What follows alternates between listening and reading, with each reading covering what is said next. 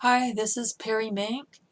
It is Tuesday, April 23rd, 2019, and I got through the recertification inspection. However, the same perpetual attacks are being, directed at me. I don't know exactly who's behind it, who's orchestrating it, how they decide how to commit this. It's like a deranged lesson or some type of bizarre hinting threats because I seek justice in my civil case, Mink versus Encina Veterinary Clinic Incorporated et al., which is a case that I filed back in 2008, and I proved it that the facts are true, and I was supposed to receive settlements all the way back then. However, if you've been following, watching my videos and reading my articles and the posts on Facebook, and you're familiar with this case, this is 2019, and these certain, demonic, secretly demonic, sexualizing, aggressive, racist, sexist, misogynist, misandrist, these types of people keep coming after me, attacking me, simply because, one, I'm seeking justice, rightful justice.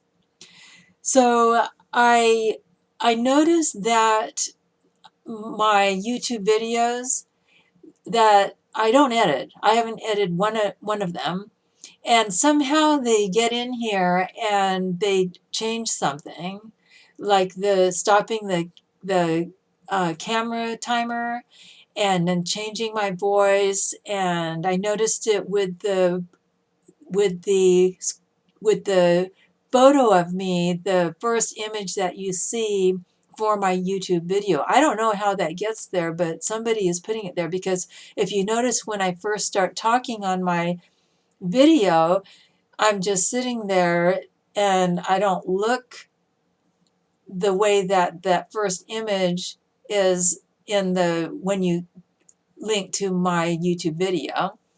I don't know how they're doing it.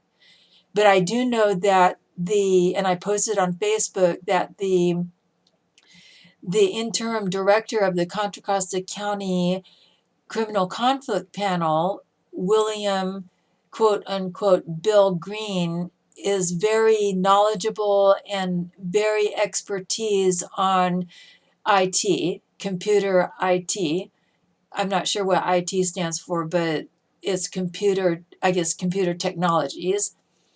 And it's illegal for the government to go into our devices, period. That, for one, that law was changed in June 22nd, 2018, I believe it is, when that was changed, that law was changed, because the law enforcement were abusing their security clearances to just basically arbitrarily go into people's devices and start, without cause, uh, targeting people in the community without them knowing it. So if there's a change in my voice, or the image looks different, or the image on the first screen is different, I don't know who's doing it, but I would like it to stop. So the reason I'm creating this video today is because they're continuing to interfere with my life and my interactions. And Winnie has some health issues, and my appointment with him, with Tony LaRussa's Animal Rescue Foundation under the Emergency Medical Fund, is coming up this Friday, April 26th. And I made the appointment. I selected 2 o'clock, and you can see I put that on my calendar. And this is at their location in Walnut Creek, and they were first going to have the appointment with the doctor that was at the VA, at their mobile clinic at the VA here in Martinez, but she was behaving bizarre, and Winnie, was uncomfortable. I was uncomfortable. She made statements that were questionable. I'm not in the place to say anything because I'm not the professional. I'm not the regulator. I'm not knowledgeable enough. I don't know what or why she's saying it, but it is a continuation of this attack on me, this interference, this sabotaging, this kind of threat, this hinting threat, which they do follow through with to destruction, because that already happened to me before. I don't have my sanctuary home anymore. So he has lumps and his teeth too. I found 2 loose teeth, and I talked about this before, that they told me at the mobile that their mobile clinic that it's $100 for the exam at the EMF, Emergency Medical Fund there. And then after that, it's $500. And then they call me to make the appointment. And then that person tells me, oh, it's $30 for the exam. And then you could pay in payments, depending on what else he needs. And this is just unacceptable behavior, for one. Claiming to be that, oh, it's just incompetence, or that person didn't know. And no, that's not how you operate a nonprofit organization or business, because it is intentional.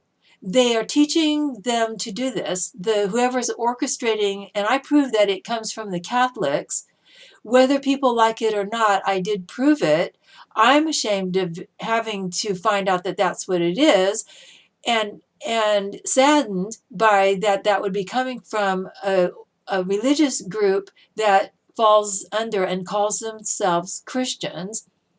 None of it is Christian. It's a complete opposite of Christianity, and it is Romanism. It stems from Babylonia. I mean, it's like they're trying to create Armageddon, or this end of time with Jesus, the turning of the tables that I talked about. So I'm asking if people could assist me with this.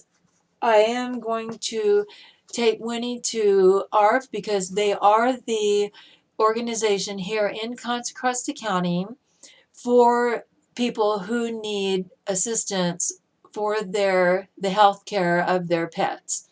So that's coming up, and I'm concerned about his health because I'm also due to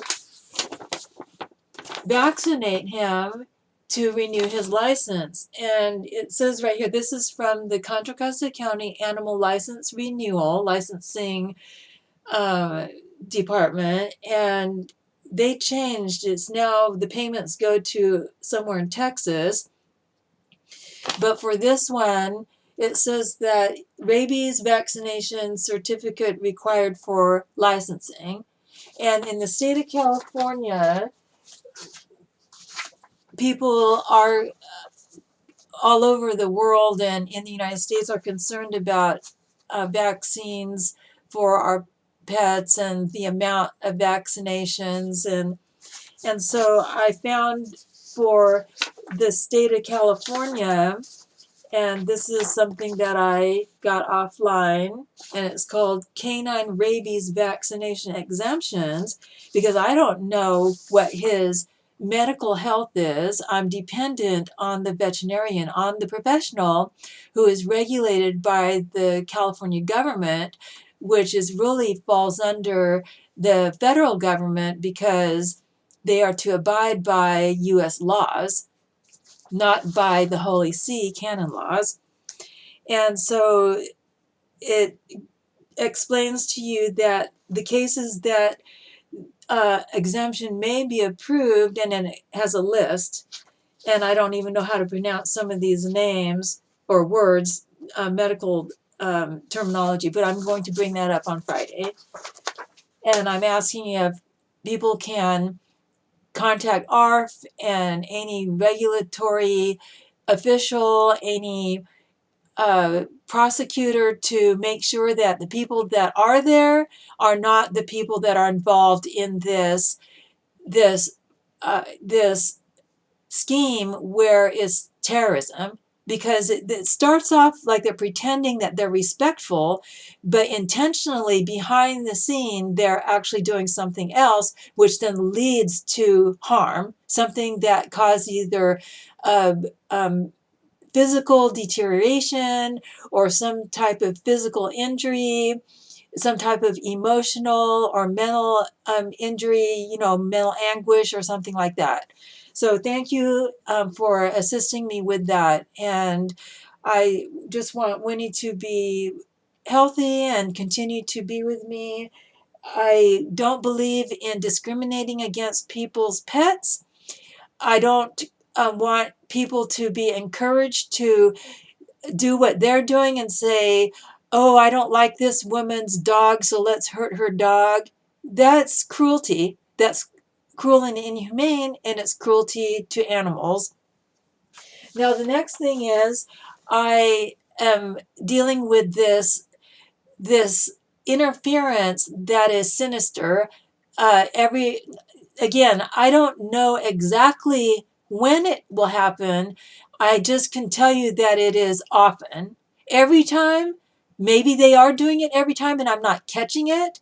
I can tell you though that when I am going to a store, when I'm just going casually on a walk with Winnie, when I'm taking the bus, I can't even go get medical. They have already somehow intercepted with their team, their perpetual attacking team, their terrorist group, to somehow interfere with my life, but in a very uh, suffering causing manner, problem causing manner, some type of bombardment, some type of effort, continuous effort, perpetual effort to keep me from living according to the laws of this state and the United States, and my rights and my living rights, my peaceful rights, my right to justice.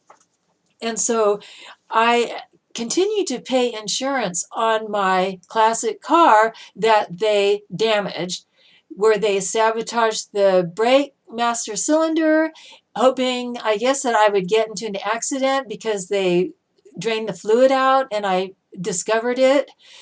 And that could have caused a major problem. They smashed out the window, the driver's side window, which was original. I've tried to keep the car original. I've had it since I was 20 years old. But I'm still paying for the insurance still to this day, but I cannot follow through with my claims.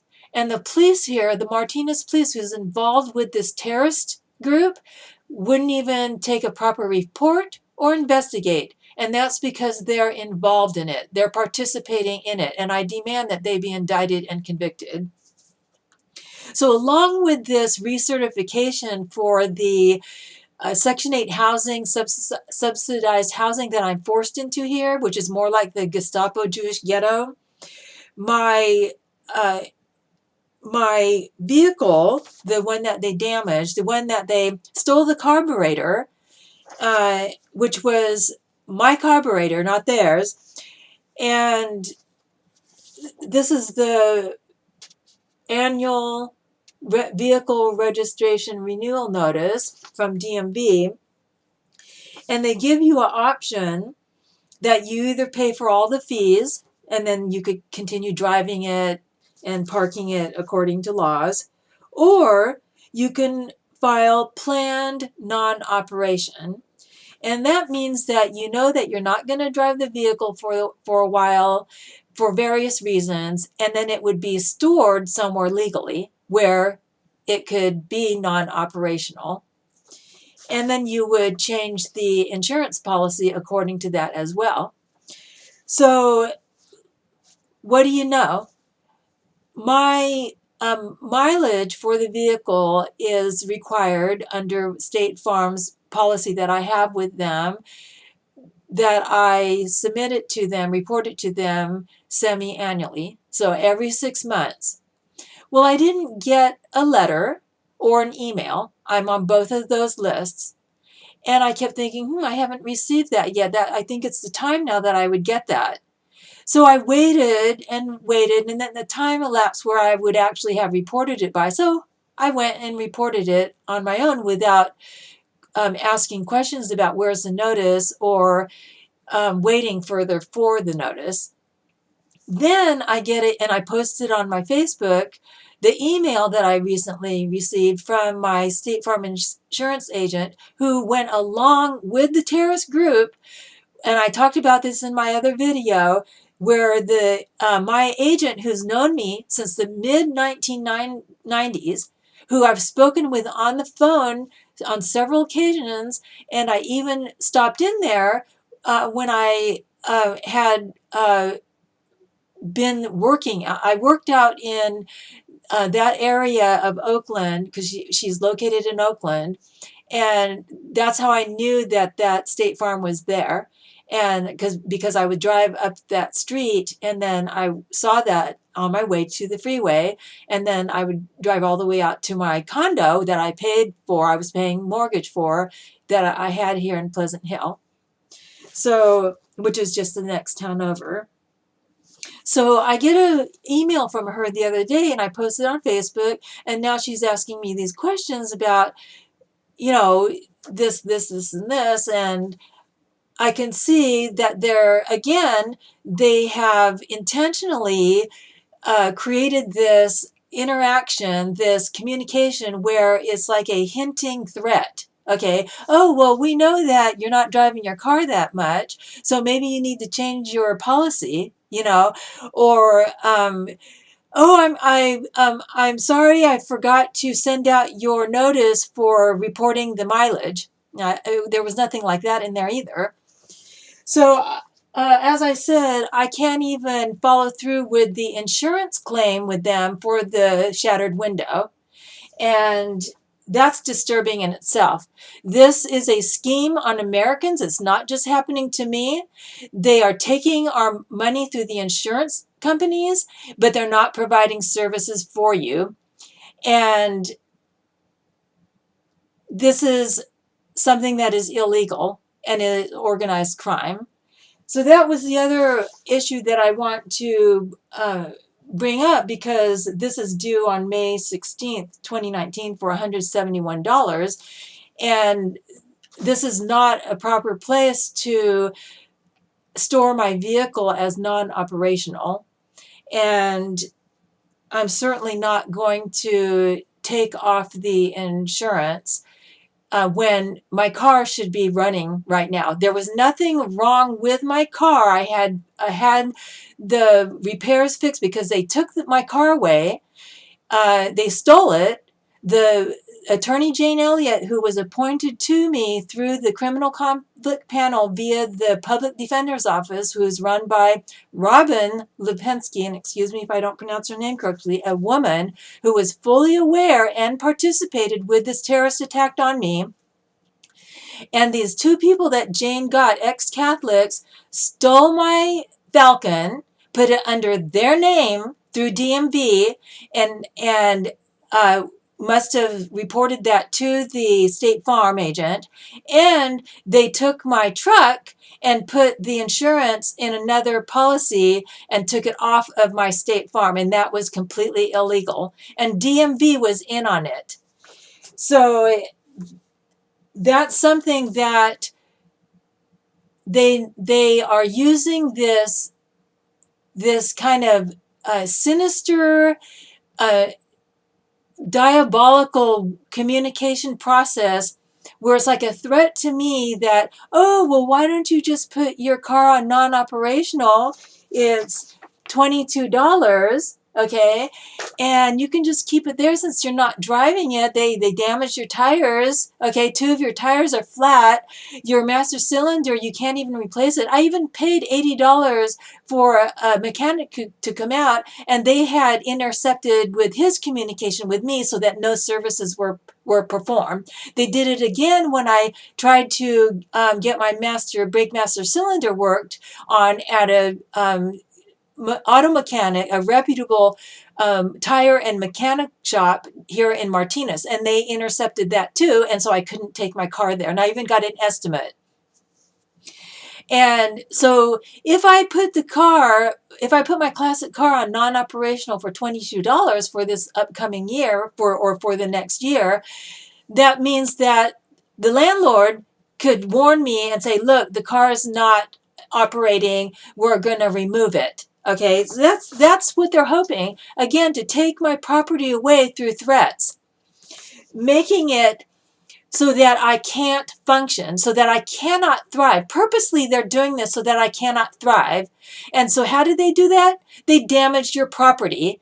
And that's why I'm concerned about Winnie. Winnie is my property. We don't like to refer to them as property, but under the law, they are property. But Winnie is my service dog. He provides for me. He services me with my anxiety, but also my low blood pressure. They don't want to accept that. He is also my beloved fuzzy family member, and he's not some object. He is a sentient being, and he has expressions on his face. He listens. You could see his ears perk and turn. You could see in his eyes that he's looking at things. He will express to me that he may not like me touching his feet. Okay, that means he doesn't like it. Hey, I'm pulling back my foot. Don't touch it. Okay, but they want to pretend like, oh, I don't deserve him or something like that, because they're on this malicious terrorist group endeavor and it's illegal. So I wanted to talk about how they've discriminated against me. And I proved in my Patch article, I believe it's part 2, that right here in this community, the Catholic school, supposedly a prominent Catholic school, St. Mary's in Moraga, has been very discriminatory towards people of other ethnicities. It was in a newspaper, and so I have a link to that in that article, and I could put that in the comment. And so they won't admit it, but the results is that's what they're doing to me. And it could be for them recognizing my Asian ethnicity. I don't know. They've never actually come out and said it. But you could see the way that they are using their job titles and their security clearances to mock me. So I posted some of my ancestry and genealogy on my Facebook. I've not been able to finish because they interfered with it. They sabotaged it. And so I've never been able to talk about, on my mother's father's side, comes from ethnicity as Japanese and Chinese, and it's a pretty large region according to the company that I went with for my DNA testing, which was myheritage.com. I really appreciate the way that they listed the DNA percentages compared to other companies. And so it actually goes all the way down to Vietnam, and it's just a very large area for that percentage of my DNA. And I also learned that DNA that's popular today for your common, person that's interested in finding out if they have relatives and who their actual parent may be their blood relative. And I found out that the DNA testing for those tests are actually based on the percentage of the people who are having their DNA submitted for testing. So even though the percentage, for example, my ethnicity on my grandma's side, the my grandma that I posted in my other video and on Facebook, that they told me that they're Russian, and this is they're from Russia by territory, not ethnicity, because the ethnicity in my DNA did not show up. Well, after learning about these DNA tests, it very well could be that there's Russian DNA ethnicity. I don't know. It depends on how many people are submitting their DNA for testing. Then the percentage can change for you. So that was surprising to me.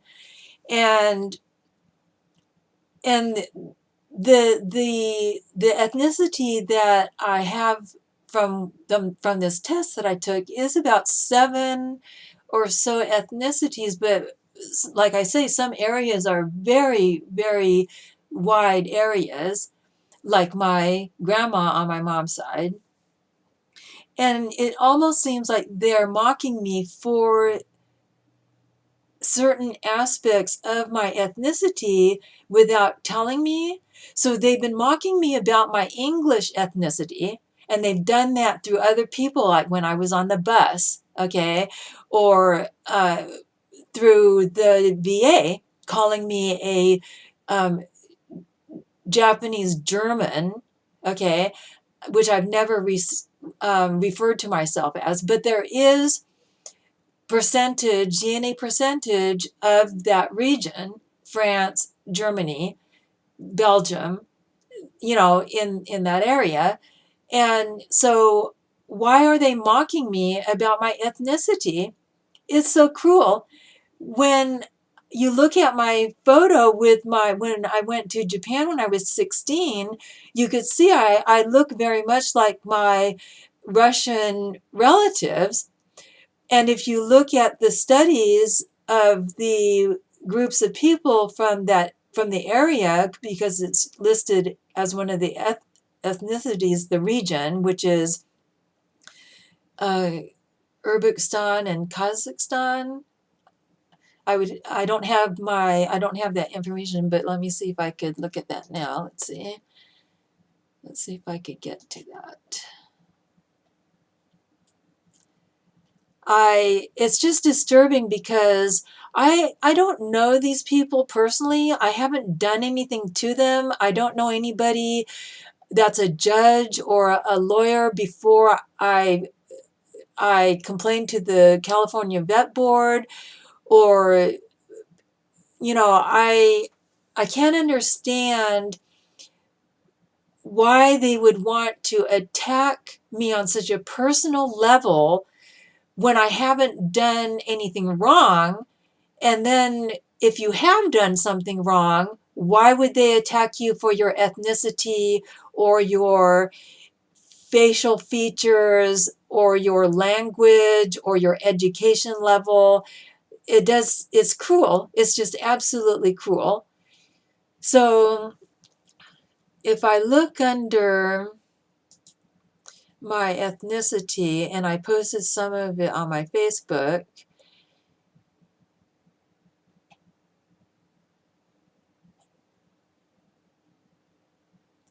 and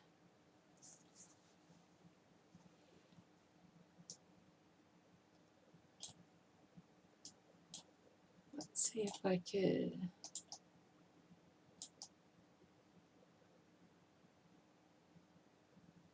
Okay, so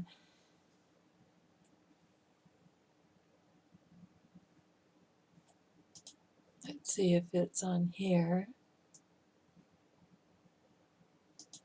All right, so the DNA test results said that 4.8% of my ethnicity is from Asian ethnicity from Central Asia, Kazakhstan, and Uzbekistan. So I don't know if there could be Russian ethnicity in there because Russians did occupy that area. It was under Russian rule. And if that 4.8% for Central Asian could change to something higher, I don't know. Making fun of somebody because of their ethnicity is just cruel and inhumane. So those types of things have to do with also my sexuality, my gender. And so they've been discriminating against me for that, and which is disturbing. And a lot of these women that are perpetrating this terrorism on me, if you find out about their lifestyle, you'll find out that they have been abusive to their own children. And then those children grew up to be mentally ill because they couldn't find a way to heal themselves. Okay, and that's true for one of the women at the NAMI group, and then for one of the women at the NAMI writers group. And what's so disturbing is that these women are the ones that are the aggressors. But they claim that, they probably think in their head through their arrogance that they are the strong one, but they're not. They will not admit that their behavior caused an innocent person to become mentally disturbed over their behavior. And when you talk to these women as adults, they will claim that they cannot change, when in fact, you can change. You use your brain cells, you practice, you look inward and examine yourself. And when you make a mistake outside in the public arena or in your workplace or with a neighbor or somewhere else, or even within your family, then use information that will explain to you right from wrong, and then you admit to yourself that you harmed somebody. These women, though, have harmed their own children and will not admit it. And their children grew up to be mentally ill, and still to this day in their 60s and 70s are blaming their children, never admitting to themselves that they harmed that child when they were raising them, and they never want to show remorse. They don't want to talk about it with understanding and empathy for the person that they perpetrated their unstable, narcissistic, jealous behavior on. Okay, and one of the issues is the jealousy, and that's why they damaged my property, because of jealousy. I worked legitimately 1 to 4 jobs at one time, day and night, starting at 2 o'clock in the morning, being down at the workplace, going out and delivering newspapers early in the morning, 7 days a week, then getting ready for my day job. That was an 8-hour job, or more. And one of the day jobs, I was salary paid, and the owner wanted me to open up like at 7:15 in the morning or something, 7:30 or 8:15 in the morning, or just it was early, and then close after everybody left. I mean, yet I was still delivering newspapers in the morning, 7 days a week, going to that job. Then on Saturday, I would go to a day job that was actually a job that I had before as a full-time job, and that sort of closed. And then at other times, I was also pursuing the American dream, which was my own business. And these women in the legal system ruined my life on purpose because their culture there is debauched and debased, and they won't admit it. And they're aggressive, abusive, and terrorists, and want to get away with stealing because they believe in stealing, because they never want to admit their own problems within themselves. And that's what the problem is, because they won't admit it. And then the men go along with it. Those aren't the people that you want to acknowledge as decent people. Those are people that are ruining this country. And why the media wants to put them in the spotlight and give them credit is disturbing. And that's what's shaping this nation. And that's why the fabric of America has been so broken down that repairing it is costing this country just a huge amount of money. And if this Novus Ordo issue is being perpetrated on the United States, we need to know about it, because it's more than just this secret demonic sexualizing that is now towards females from women. And the issues that they're really talking about behind the scenes is about overpopulation. And so by changing people's sexual orientation to be same sex, then you're not going to have overpopulation. That's not how to create an environment of less population. That is very deceptive. And then you start obliterating and torturing and terrorizing innocent people, which is exactly what is happening to me and other people that are trapped at the court system. And really what they're trying to do is promote this, I mentioned in my last video, promiscuity, and it's really human trafficking. And I talked about that in, I believe it was the video before this one. And so what they're doing is they're creating this society, but they won't claim responsibility of stealing, promiscuity, human trafficking, population explosion, which has two meanings. It could mean that you're going to explode the population and obliterate people and commit genocide, or you're talking about population explosion, that it's too many people, and how do we deal with overpopulation? And I am bringing up these issues because the common person doesn't know why this is happening in our society. It's a double standard that they've created, because on one hand they're saying, hey, have sex, be promiscuous. Well, from that you're going to have children because the female is the one that gets pregnant.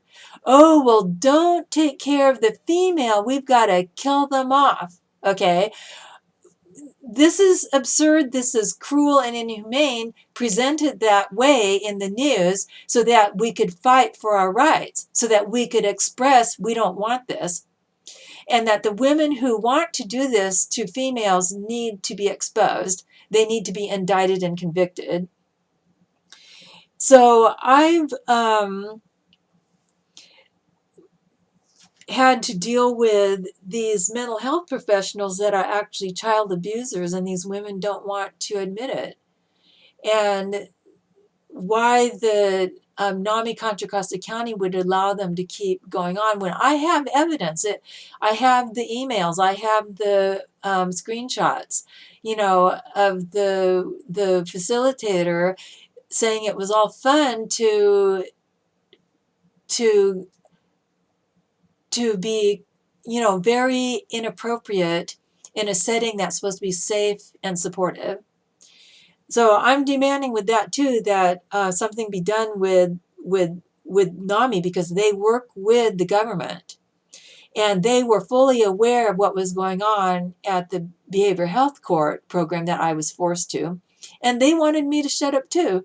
One of the, I guess you could say he was one of the ones working with the mental health because they had it was like a program house where the men were being assigned to for these court programs, where they presented it as if they were creating a healing environment where they would thrive and be able to then transfer into society and kind of be, well, how should I say, well, have wellness to be able to then be independent. But they were supporting this NAMI terrorist attack on me, but other people were affected by it. And that was going on at the behavioral health court too. So I have another issue about the Christianity, because I'm being discriminated against also for being Christian and practicing home church. I was not going out into the community forcing anybody to convert to Christianity or to convert to the way of Jesus' teachings, or what we call today closer walk with Jesus and or walk with the Lord. And the for some reason they want to blame me. I think the men want to blame me from the standpoint of the sinister, secret, demonic, sexualizing teachings of the Catholic Church, and they don't want to address their own sexuality, and therefore they mock and take out their aggressions, retaliate against females who aren't doing anything wrong to them. And so I know, and they don't want me to talk about this, but this was coming from the same source, okay, the same whoever is orchestrating it, this group of people, which I proved is coming from the Catholic Church.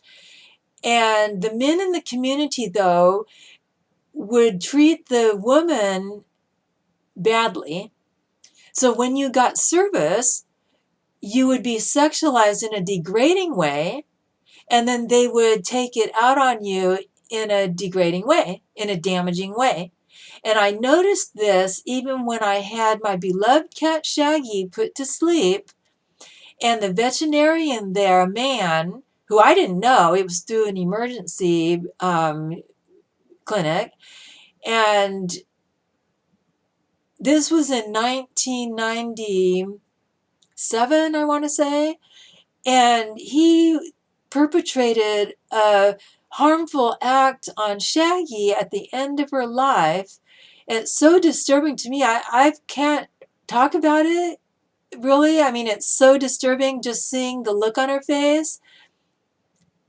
And why the vet board would be allowing this sort of thing, and why would men who claim to be advertising and presenting themselves to think of our fuzzy family members as our beloved family members?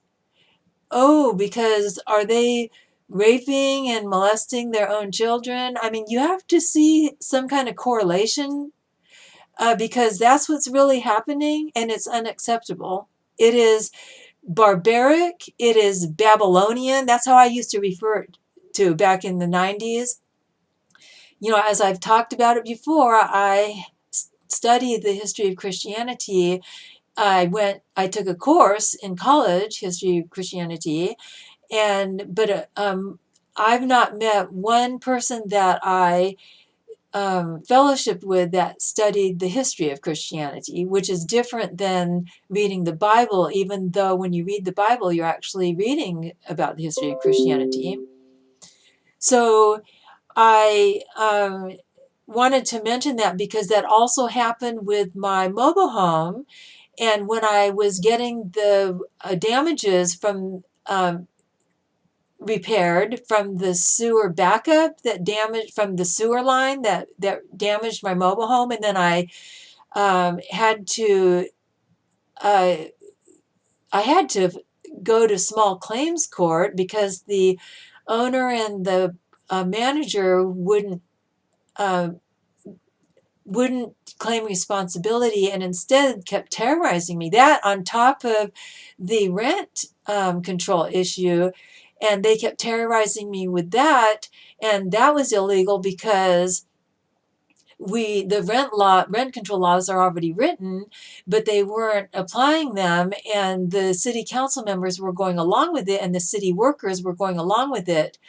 So when they came out to do some repairs and some work around my mobile home, they damaged my skirting, and this is how they treat you. And then they damaged my hose, and then they so degrading and demoralizing and so destructive and dirty. And that's what they think that people want. And that's what they're promoting. And it needs to end. It needs to stop. We know where it's coming from, and it's coming from the Catholic Church. The people that were raped and molested, a lot of them, you have to figure that the vast majority will not come forward because nobody helps you. Well, why isn't anybody helping the people that have been raped and molested as children? Because the Catholic Church wiggled their way into the medical, into the psychiatric psychology, the mental health services, and they took control of that so that nobody gets help with their mental health issues. Okay, I proved it. I have the evidence to prove it. It's in my patch articles. The evidence are there. I have proved it, and in the instant I'm supposed to have justice, I'm supposed to have my sanctuary home right now. Nobody's contacted me. These wicked schemes are still being perpetrated on me, bombarding me with this. I have no idea at any time they just come up with it and then they start going after me again, and it needs to stop in the instant, this minute. I'm asking everybody to please demand public inquiry into this. These people are running amok. They are doing this to many, many people here in this community. Other communities are not like this. This is happening right here in the San Francisco Bay Area, and they keep increasing. Why do they need to keep increasing? And I posted that on my Facebook. I received the letter from the Contra Costa County Housing Authority, and this was me waiting. I was waiting to hear about the recertification and not knowing if they were going to approve me or not, wondering, are they going to try to put me out in the street again? And so I posted this on Facebook, and this just goes to show you that they keep increasing. Okay, why do they have to keep increasing? Because they're fulfilling their sex fantasies and their shopaholic behavior and their immoral behavior that they won't claim responsibility for. Now, why would the government want to, and the media, support people that can't control their urges?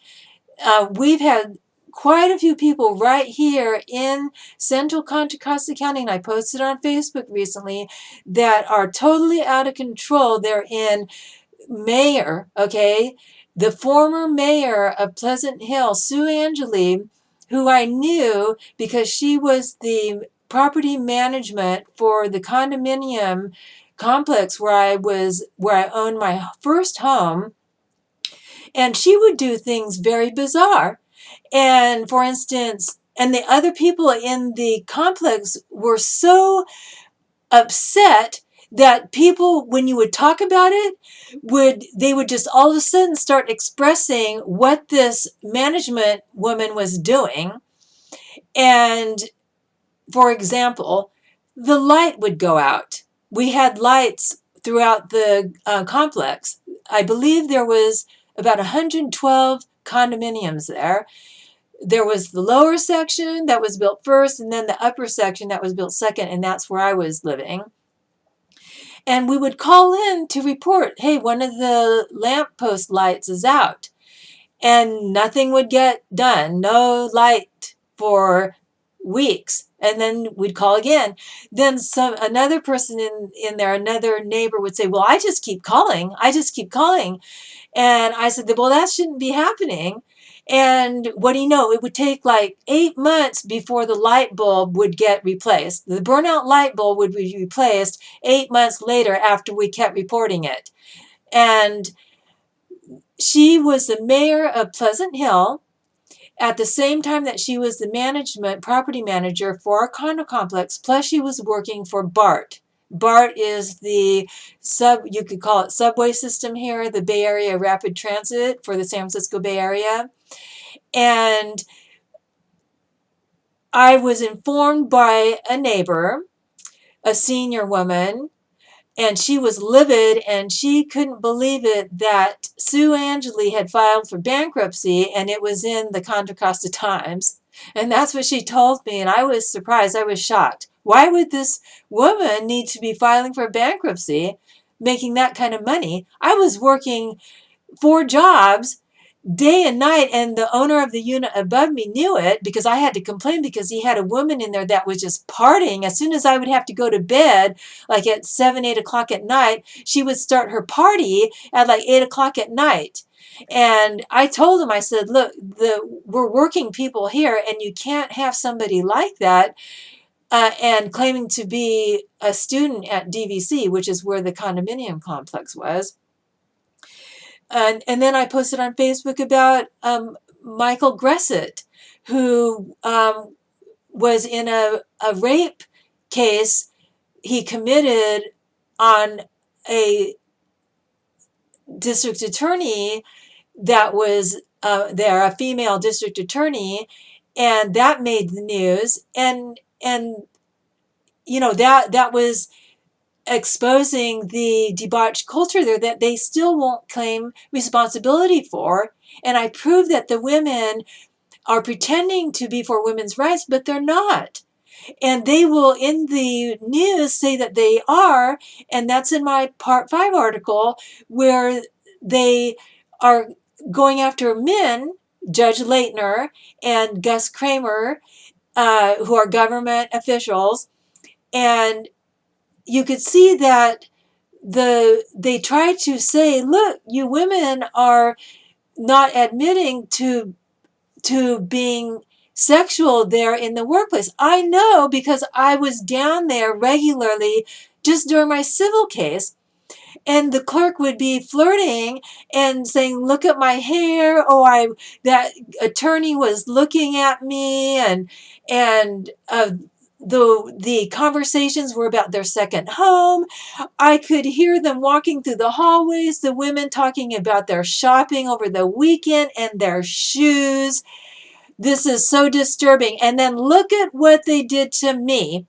Marianne O'Malley, the presiding judge, Commissioner Judith Sanders, and Judge Barbara Zuniga, and it completely destroyed me, tortured me, terrorized me, secretly demonically sexualized me, and intentionally and maliciously destroyed me. I know nothing about them. You know, I was just there to get my case heard. Had no idea that they were taking out their aggressions on people as they went down there, although I did see a case where another procurer was representing himself, and I posted about this. He was there and I believe it was a reconciliation procedural law. And I could hear the voice in Barbara so demeaning to him, as if she doesn't speak English, about his case. And then you could hear in his voice that he was desperate, but he was trying to be non-threatening. at all. There was no threat in it. It almost came out in a desperate plea, but with a very much more higher pitched voice. On another occasion, I was early for my hearing before Judge Barbara Zuniga, and I was waiting outside, and nobody else was there yet. And I was sitting next to a courtroom, and I can't remember if it was Judge Scanlon, a woman, or Judge another woman judge. And I wrote them. I listed them in my Patch 2 article, I believe. And all of a sudden, you could hear whoever was in there that was having to represent themselves or was the accused. All of a sudden, his voice just got desperate. I mean, so desperate. I just was like shocked. And all of a sudden I see, and he raised it enough where I could actually hear him say something like, it was totally in defense of himself. And he said something about, if I can remember correctly, something about if I had known, or if I knew about it, I would have, I would know, if I know about it, then I would know about it, or something. But it was so desperate. And all of a sudden, a sheriff deputy starts coming up the steps. And then he goes into the courtroom. And that didn't click until much later during my criminal case, that I bet they were targeting that guy. And the technique that they use is the wording that they use is it's an intimidation technique. There's no reason for it. It's just a technique to get a rise out of the person so they can claim that they're a threat or a criminal, so that they could get a reaction out of the person so that they can charge you with something else. Maybe they can claim that, okay, now you're in contempt of court. Okay, that's a charge in itself, if they want to pursue it. Right, so a number of things. They will target that person that they want to discriminate against, to not give them their rights, and then they can proceed with the furthering the destruction process. It's a very slow, methodical process where they want to obliterate that person, either permanently put them out somewhere, whether it's up at Napa State Hospital, either in the prison system, maybe out on the street being homeless. You just don't know where you're going to end up, but you are going to end up somewhere, because it's perpetual. It's a perpetual sin that they teach to one another, and then they act it out. It's totally illegal. It's completely illegal. They don't just target poor people. They were doing this to seniors. They do this to wealthy people. They even do this to actors and actresses who have money. They just suck the money out of them while they're in the court system until they've gotten the amount that they feel, hey, look at how much we got out of them.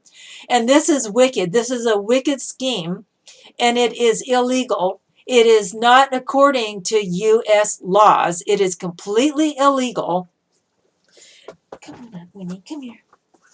You want to be next to me? Okay. So I'm asking, just please keep talking to other people about this. My case needs to be and result in justice. There's just no other way about it. The evidence is there. That's what the legal system is for. It is in the instant. This is no joke. Okay, I'm not the only one. Again, as I say, I proved it though. The evidence is there. There's no other question about it. It's a slam dunk case. It's a ironclad case all the way around. Whether it's about the mental health that they've libeled me on, whether it's about the decent people in our society who are against this fraud scheme that they are perpetrating on U.S. citizens and people who come to visit here. And it's totally illegal because it will happen to you when you come to this area, the San Francisco Bay Area, at any place. And if you go to medical, it's really going to be very dangerous for you. And the federal government needs to have a news conference. Some type of public inquiry needs to be allowed for us to understand what this is about and that it needs to stop. And all this increasing that they're doing is based on this secret demonic sexualizing, which has to do with them justifying why then they can obliterate and criminally or illegally destroy the witness, which is why whistleblower doesn't work. And that's why this is coming from the Catholic Church. They teach to sexualize in their school systems is a conditioning process. That's a public area. So when they grow up, they practice that in the workplace. Then the aspect about it that is just so wicked and cruel is that they justify that process of obliterating the people who speak out against it, and they justify it based on their canon laws, that it is legal to lie about the complainant because their laws say that it's okay to do so. But that's under the Holy See, and that is against federal law and local state law. That is completely illegal. So I'm just, asking to get as many supporters as possible, to contact as many people as possible, to this needs to be in the news. Absolutely needs to be in the news. There are other places in the world where medical professionals have used their job to harm patients and clients and then justify it in their head why they're doing it. To see so many women here wanting that, desiring it, allowing it, covering it up, such as at NAMI and at the Behavioral Health Court, through the court system, at the VA clinic, and then it's expanding to these other organizations, to these other stores, is very, very wicked. It is systemic and it is illegal. It is cruel and inhumane, and they should be indicted and convicted to the full extent of the law. In my case, for me, I've proved it, and that's what I'm demanding. So thank you very much for... there is something else I forgot. When I was in jail, and I mentioned about this in my last video, they called the West County Detention Facility, which is located in Richmond, which is West Contra Costa County. They refer to that as the Jilton, which is mocking the Hilton Hotel, which is just disturbing. But when I was there, I asked to see the chaplain, and he's a white man that at that time he told me, I don't know if he's there now, but he's a pastor at a church in Pleasant Hill, a fairly large, what is a non-denominational church in Pleasant Hill. And I told him, I was panicked. I was desperate and helpless because I knew that what they were doing was to shut me up. I don't know enough about criminal law, though, to, like, for instance, the arraignment. I didn't know the law for the arraignment, and I didn't know what what the law was for me to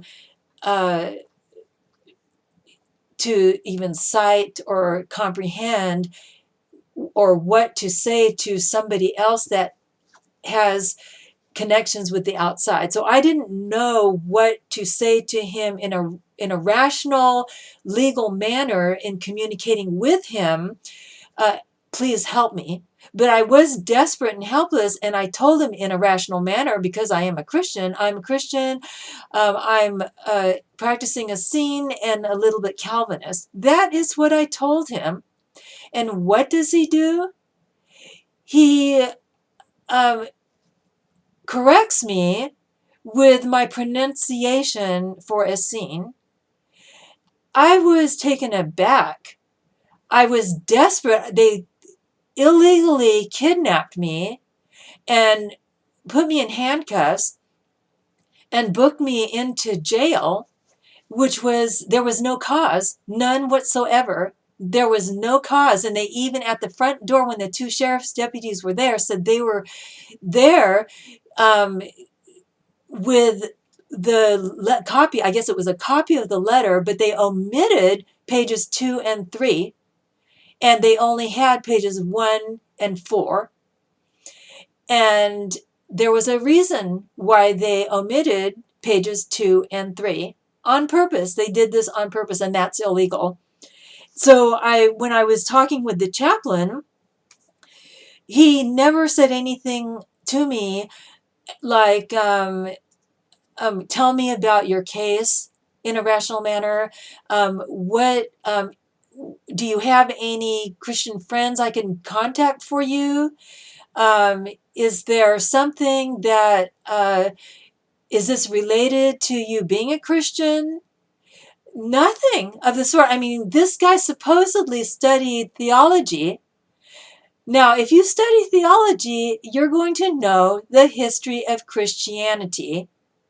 Apparently, he was practicing female heterophobia, and I don't know why he was there to be a chaplain for the women's side of the jail.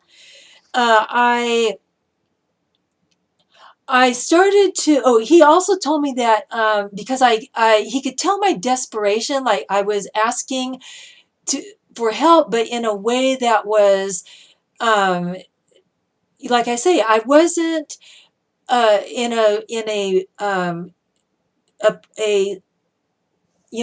expressive manner that was like I was an attorney or anything like that. It was desperation. However, I was still speaking articulate, flowing. But you could hear, I'm sure he could, hear the desperation in me. And he goes on to say to me, lean not on your own understanding. That was it. No other scripture, lean not on your own understanding. Now, how many people maybe listening to my video would not recognize that as scripture from the Holy Bible? Probably a lot of you. I recognized it right away from the Holy Bible, and I was shocked. So I wanted to talk about that right now, because when you talk about female heterophobia, which seems to be rampant in the Christian churches, not just the Catholic Church, but in the Christian churches, the Protestant churches here in my area, I'm not so sure in other parts of the United States because I didn't go to church in any other parts of the United States. And so if you look at the Bible, and let's see, where do I marked some down. Okay, so I looked up the scripture for lean not on your own understanding. And it comes from Proverbs 3:5-6. And so I'll pull this up right now. I'm using my King James Bible. And it says, okay, so we'll go to 3:5-6. And I'm reading it right here, just so that you know I am in my King James Bible. This is the full scripture for lean not on your own understanding. Trust in the Lord with all thine heart, and lean not unto thy own understanding. In all thy ways acknowledge him, and he shall direct thy paths. And there are some references here. So for one, do you see how this chaplain pulled out what he wanted to for himself related to me? which is very disturbing. And if you're not a Christian, you will understand why I was so shocked. Okay. So if I go to, one of them is Jeremiah 9:23. And I think let's see, I marked this in my New King James, which this is something I earned while I was trapped at the Jilton. So if I go to Jeremiah, I thought I put where did I put it?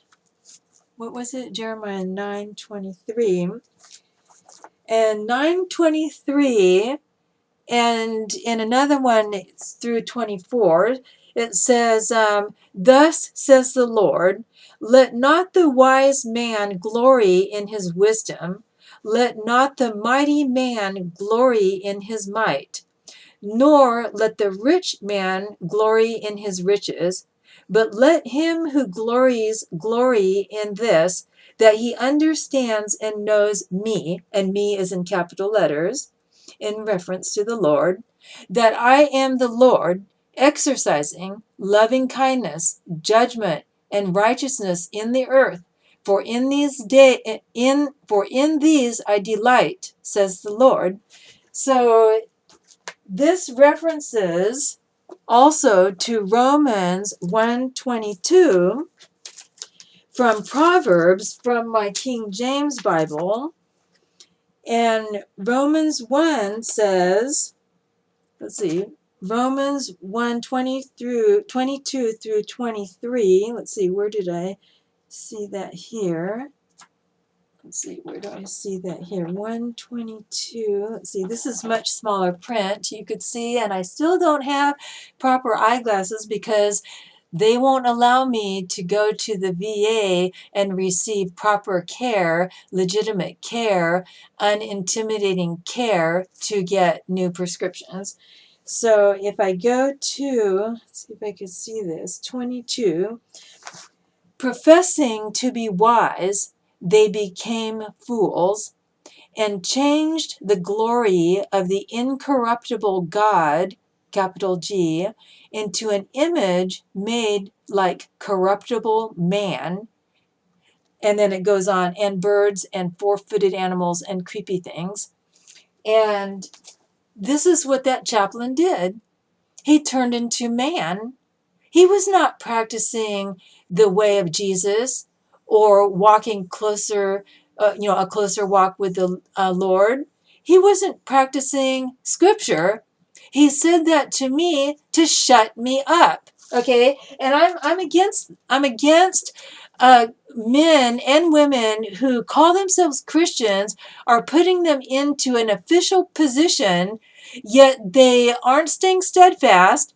They're not walking with the Lord in that capacity, and he's calling himself a chaplain. Okay, so do you see how scary it got for me in there? I started crying. I just couldn't control myself anymore, and I just started crying. So this also references 1 Corinthians 1:31. Let me put this back in Romans so I don't lose my place. 1 Corinthians 1:31. Let's see. So in the New King James, you can see that they have titles there in blue. Okay, so let's see which is helpful. Some of the Bibles don't have that, and I don't know why. 1 Corinthians 1:31. Let's see if I can see this. This is so tiny. Oh boy, where is it? Okay. Okay, so it says in 1 Corinthians 1:31 that as it is written, he who glories, let him glory in the Lord, not in man. And so that's what that chaplain was doing. And so that's why I wanted to talk about that again, because do you see, for the non-Christians out there, for the people who don't read the Bible, Christianity really does affect our community and this country beyond what you think that it would. The history of Christianity is actually affecting our society, and the way that they are using the Bible is to their advantage to perpetrate the terrorist aspect, the secret demonically sexualizing aspect, the greed aspect of what's happening. So I was stuck in jail, and he never looked at my case. He never asked for more information. He never even contacted anybody on the outside. I continued to do the Bible study in there, which was quite a bit. I did that in between times when I was writing to my representative or to the FBI in Washington, D.C., which I suppose they never even got my letter. I wrote to several media people. I wrote to attorneys. I even came up with this creative idea where I wrote to one attorney who claimed that he represents criminal cases. And I wrote like a disclaimer, or not a disclaimer, like an asterisk. If you cannot represent me, please pass my case on to somebody else. I never heard from one person. And that was very disturbing. And to have that kind of helplessness in this community, because the women are mentally unfit to hear cases and won't come clean on sexualizing in the workplace, sexualizing men, sexualizing women, pretending like they're not doing it, and then putting people into harm's way, even other officials, even other government employees, and then to subject unsuspecting people in the court system, and then to continue doing that in the community because they don't want this target that they want to obliterate to never succeed and never have justice, is cruelty. I was so upset last night because I got this letter from my State Farm agent, and from the email that I got yesterday, and it just threw me and just was so upsetting. I can't describe the anguish that I'm going through over this, because they know that what they're doing is illegal. They know that what they're doing is organized crime. And they know that what they're doing is degrading to women. For whatever reason, they don't like me. They won't tell me to me in rational ways, which is what an abusive, dysfunctional person does. That's why they deprive you of food. That's why they deprive you of medical care. I know my mother did the same thing. My mom did the same thing. She learned it from the Catholic boarding school she was forced to. They know that it causes deterioration. They know that it causes deterioration of your health. And that's why they do it. It's illegal. It's terrorism. And they won't claim responsibility. So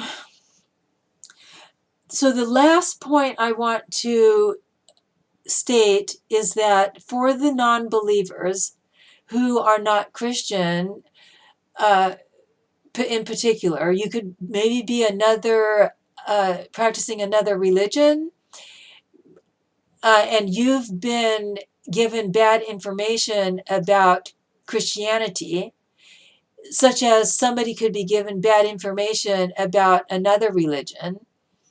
And the people that may say something derogatory could be like, well, Jesus is just somebody that you wish for things, and he's like Santa Claus, or he's like Superman.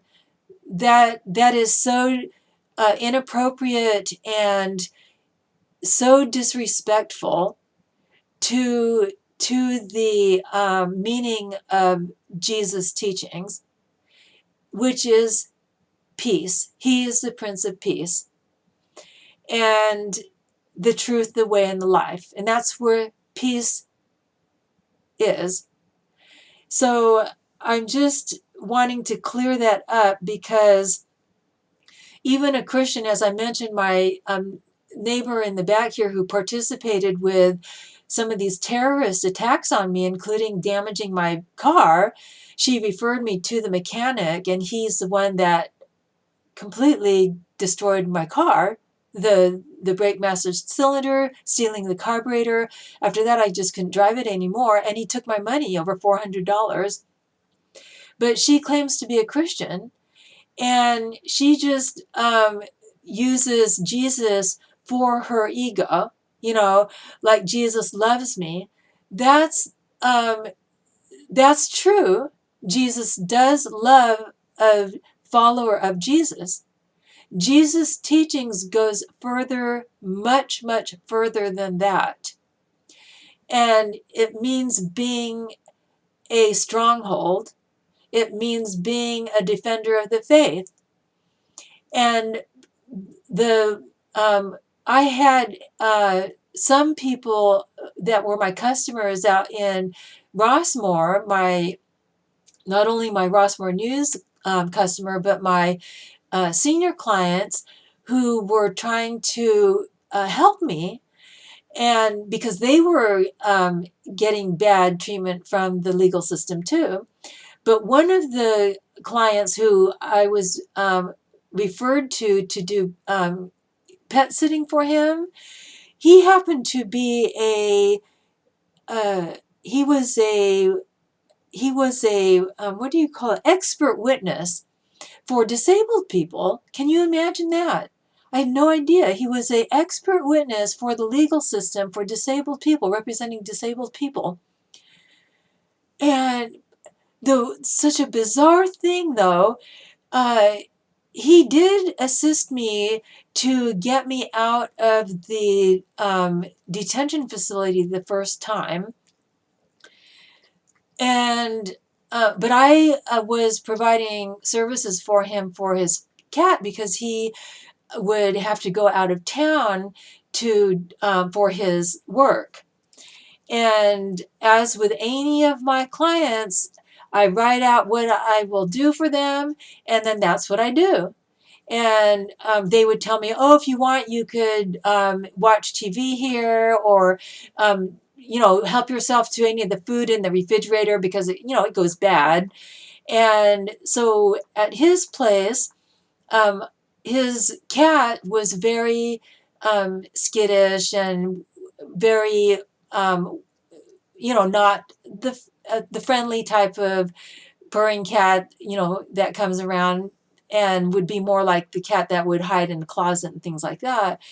But I love the cats. I love cats, and he would come out and play from a distance, and you could tell by when you come home what your beloved fuzzy family member is like, versus if you had somebody come in, walk in, throw the food down. Oh, look, I'll just get the litter 3 days later, and then I'll do it again the day that she comes back, which I had that kind of pet sitter, if you will, in the past with my cats. And one at Papa Cat, my beloved Papa Cat, and I gave specific instructions that I said, make sure he's indoor before Halloween, because someone's going to try to take him, or he's going to get scared because of all the people that go around the neighborhood. And at that time, I hadn't been able, it took me 3 years to convert him to an indoor house cat. And I was gone because I would travel with my mom. I was gone for a good 10 days. And when I came back, he was gone. And she told me, well, he's been gone for like 3 days.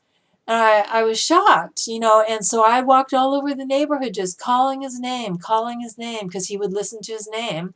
I used to call him at 5 o'clock in the morning, you know, Papa Cat, and he would come running to me. And, of course, I would tell him, Papa Cat, if you didn't come in when I called you, I would be gone for the day, and he knew what I was talking about. Nobody else could get near him. I could get near him. And so my senior clients out in Rossmore could tell by the way that these sentient beings responded to me. And it made me so sad because one of my clients, they had two cats. Well, they had three when I originally started providing services.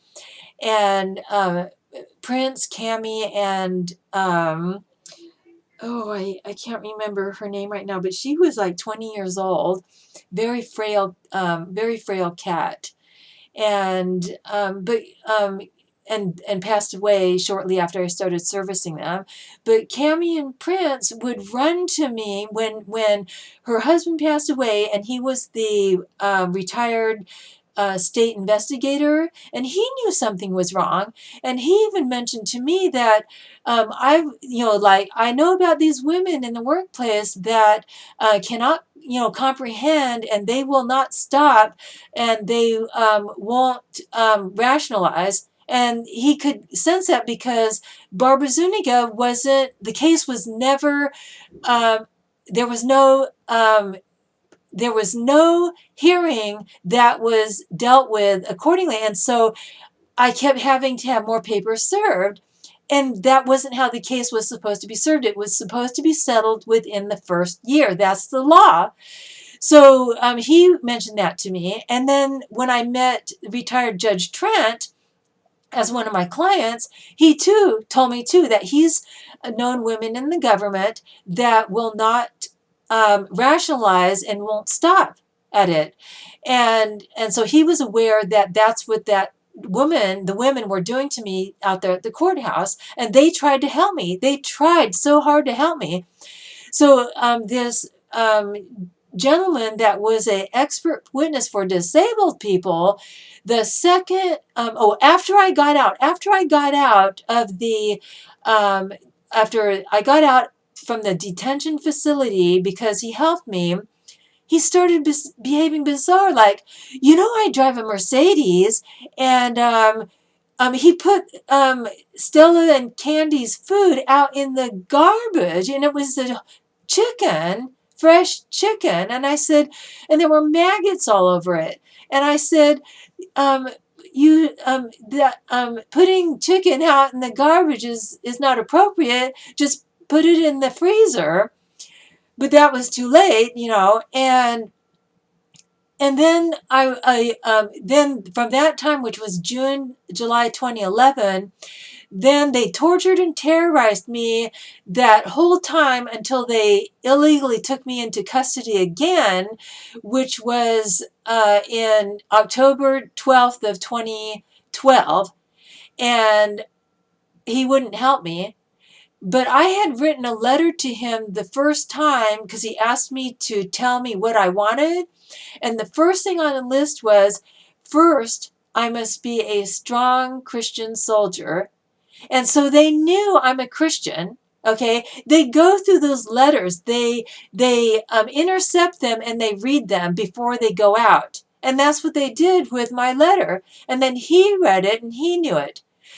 He, before I was taken into custody, though, the first time in June 2011, I thought that he could be my relative because I thought it was possible he could be my cousin because he was from where my father's from, the state that he's from.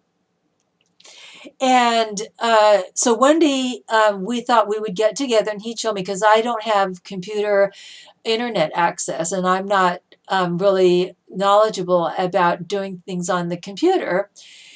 And at that time, I didn't know about having even though I worked for a startup internet company, I wasn't at the startup internet company working IT. I was the office manager, okay? So he invited me over, and I brought my genealogy binder with me that had all my Mink newsletters. And he told me what some of his relatives' names were. And I said, well, could this be your relative? And I showed him the relative that had the same, that I have, that has the same last name as him. And he said he didn't know. And I thought, wow, well, we could be cousins. And we tried to do things. He tried to show me some things on the internet through some other program for finding your relatives, and I can't remember what that is right now. And but he turned on me. This is a person that is an expert witness for the court system that represents disabled people. I have my eye disability. Okay, I have anxiety and PTSD. So either somebody interfered and influenced him, which would have been the sheriff's department, and told him to start telling me things like, I drive a Mercedes. And I was like, okay, well, I drive a brand new Toyota Tacoma. What they were doing was using this snobby technique. I didn't know to call it snobby then. And they were telling some of my clients to do it, because one of my clients hired me to take care of her cat. And she was a very frail woman. And her cat was one cat that was mostly indoor. And at one point, she finally said to me, and I guess this is when they were ramping up, like, you need to, whoever was orchestrating it was probably saying to the people they were going to start, how shall I say, I used it in one of my posts, that the sheriff deputy was it's a term that you use when you're like instructing somebody to go out somewhere to do something, deploy. The sheriff deputy and whoever was orchestrating it through the DA, I don't know, through the AG maybe, was deploying people, saying we need to ramp this up and start getting the clients, her senior clients, to say things to her. So this one particular senior client, who's very frail, said to me, oh, our pets are a commodity. They're for the wealthy.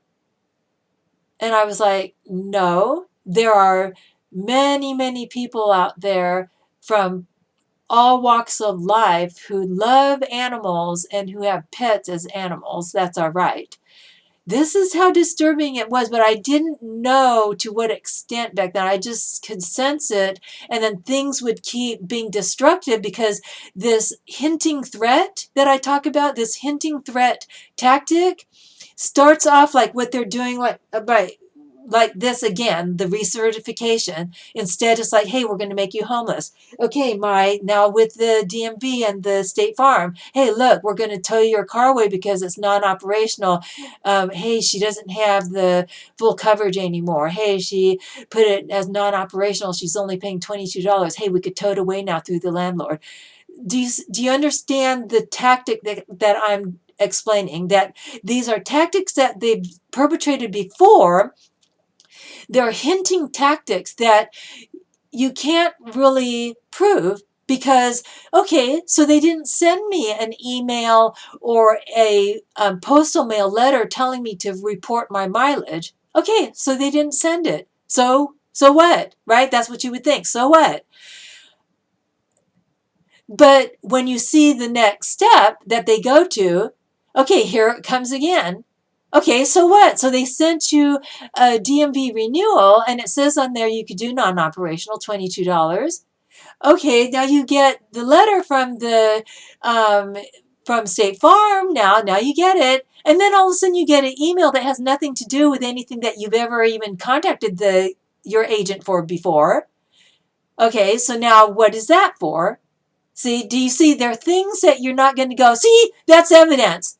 It's a tactic. It's a very slow, methodical, includes secret demonic sexualizing, sinister, hinting threat tactics to destruction, all illegal. All of it is illegal.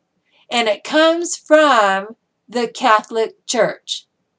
And it reflects some of the things that Jewish people have practiced, that you could actually read about in the Old Testament. So that's what this is about. And it is illegal. It's organized crime, and it needs to stop. So thank you very much for listening. I covered what I wanted to cover, and this is an hour and 35-minute video this time. I know there's a lot in here. They keep perpetrating this perpetual attack, where their actual goal is to permanently destroy the witness of a white-collar crime, and it's illegal. So thank you very much, and thank you for listening. Thank you, everybody who are fighting civilly with me, fighting for women's rights, fighting for the decent people in our society who some have may already been destroyed, some may be being threatened now, like perhaps Commissioner Creighton. I can't remember his first name. He was a small claims judge that's no longer there. Perhaps it's Deborah Westland, who was the mortgage company officer who approved me for a loan under the VA. What do they call it? As veterans, you have access to the VA loan, provided that you have honorable discharge. They may have went after her. They may have went after my co-workers from the company I worked out in Moraga, and even put them in handcuffs for all I know.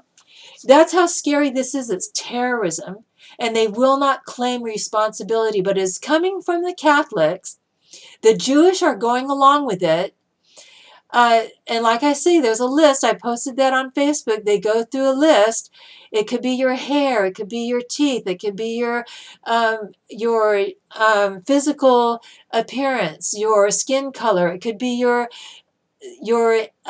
education level. It could be your where you went to college. It could be the vehicle that you drive. It could be the area where you live. It could be the color of your house. It could be one of the things that they've been doing is mocking men that I've known in my life that I've had intimate relationships with. Intimacy could be anywhere from having a personal conversation about things that you wouldn't have with anybody else to physical intimacy. And as I mentioned before, they word warp. So intimacy for them could just mean sex, just like they think companion means sex. And I've talked about that in one of my more earlier videos. And so they've been mocking men that I've had intimate relationships with. Well, they've been of all color, all ethnicities, all racial backgrounds, even education levels. I mean, I remember I met a white man, blonde hair.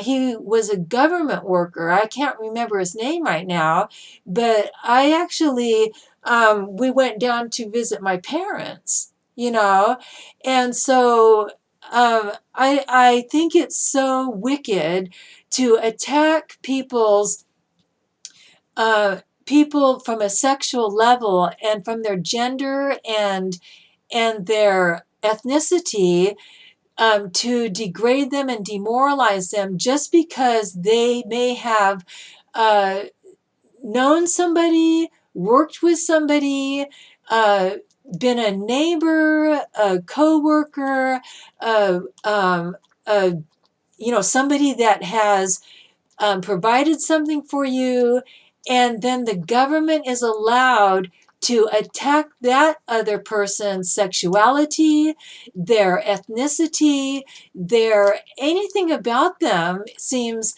so dirty. And you might have recalled in the scripture that I wrote creepy things. Well, I had used that word. Do you notice it's in the Bible? And I had talked to one of the fraud attorneys that was here when I was trying to find an attorney for my civil case against Encina. And he was located in Walnut Creek. And I referred to the vet practice, the doctor, as creep, because that's in the Bible. That is not slander.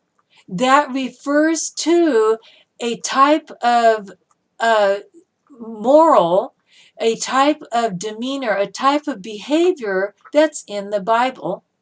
So to criticize me for using the word creep versus if I used actual, like the F word, or used an S word, I could think of maybe a J word, or I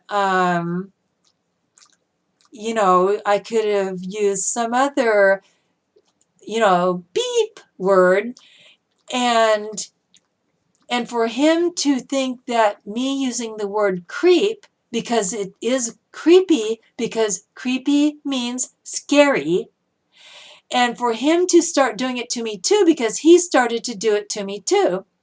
He quoted me one price over the phone. Then when I came in, he increased it. And I responded immediately saying, if you charge me any more than this, the check is going to bounce because I don't have that kind of money. Even if it's in my savings, I didn't go there to give him more money because all of a sudden he decided to change the dollar amount midstream, which is illegal. It's just so upsetting. I'm just, livid today. I'm just livid, and I'm exhausted too because you don't sleep well. And that's what they want. It's a terrorist attack. They do this to people. Um, they do it in other countries, but you wouldn't think that it would be happening right here in Martinez, California, in central Contra Costa County, in the San Francisco Bay Area, here in California, in the United States. That's why I'm asking everybody to make sure that this case is in the news. They are doing this right here in this San Francisco Bay Area, and it is dangerous for people from other countries as well. So, thank you very much. I suppose I just feel so desperate, and this is my only way to, just plead for help. I'm just so helpless. I'm just so helpless. And I'm scared for Winnie and me for this Friday. Tomorrow we are going out, and I'm afraid for that even because I have to take the bus. On Friday, I have to take the bus to get to Tony LaRusse's Animal Rescue Foundation, and I'm so afraid. And I'm so afraid for Winnie. He has this growth sprout on his eyelid, and it does need to be removed because it does keep sprouting, and he's over 10 now, and it's just so horrific to find out that this community is run by terrorists. Just so horrific. Women that can't control their urges. to mock, and then all the way to obliterating their target, because that's their goal. Get rid of the person. Keep that person from going to the NAMI writers group. Keep that person from having housing. Stop that person from getting nourishment. Keep that person from getting the medical care that they need. Keep them from me getting prescription eyeglasses.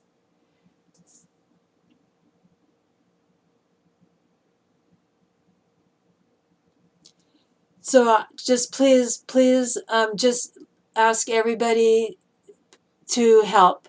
Just demand public inquiry, demand a news conference, demand media. All right, thank you very much. I'll keep you posted. Thank you.